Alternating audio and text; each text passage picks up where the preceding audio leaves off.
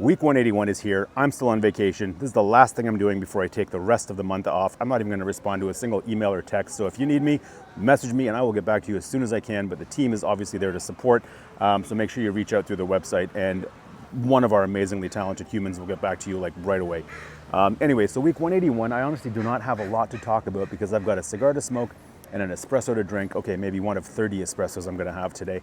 But I'm in Vancouver and I really don't want to do any more work, but I need you to listen to this because there's a lot of stuff happening right now in the world that I think will come to affect us over the next few months.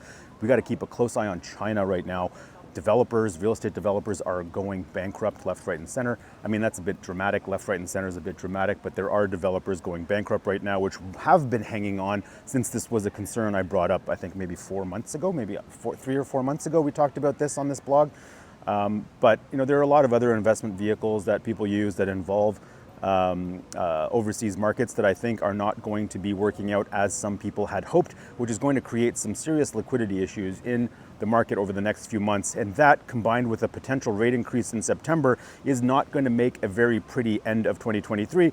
But hey, what do I know? That's what I said about 2023 as we head into 2023. And we had a massive run at the beginning of the year for 3 months, which then slowly tapered off.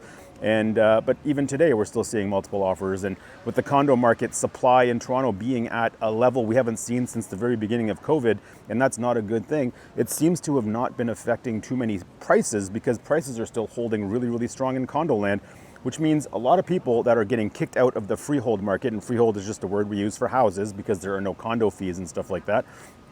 I guess as people get kicked out of that market because they're not that it's too expensive, but the rate's so high that the carrying costs are so high that they cannot afford that product anymore, which they could have 1 or even 6 months ago, maybe 1 year ago. They're now coming into the condo market, which a lot more people in Toronto are more open to condos. People that were potentially fully closed to condos are now realizing that their first step on the real estate ladder has to be a condo or nothing. And hopefully a lot of people understand that too. That condo is not a compromise, really. Of course, if you wanted a freehold, you know, if you wanted a house and you can't afford a house, I guess a condo would be considered a compromise. But if you're in a position where you can buy real estate today, you should be counting your lucky stars. Is that what the saying is?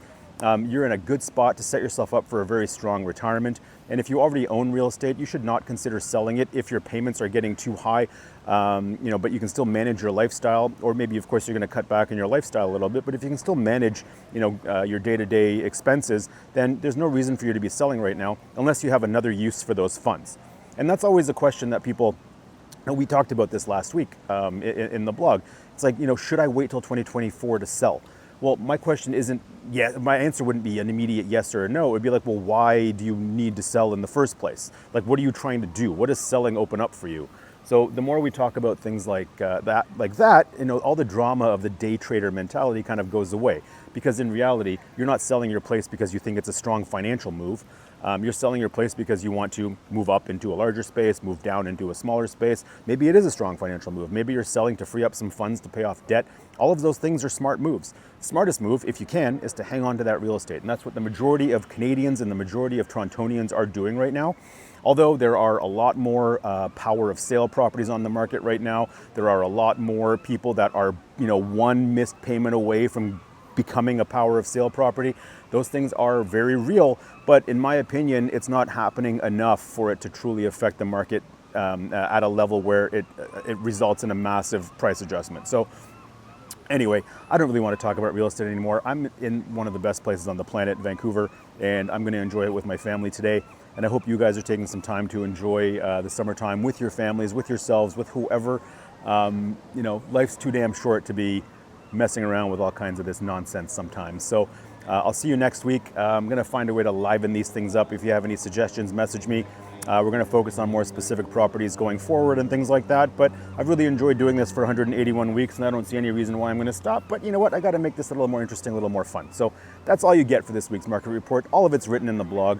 Read the numbers, message me, let's talk about it. But like I said, I won't get back to you till September 1st, but the team is here to help you out. Peace.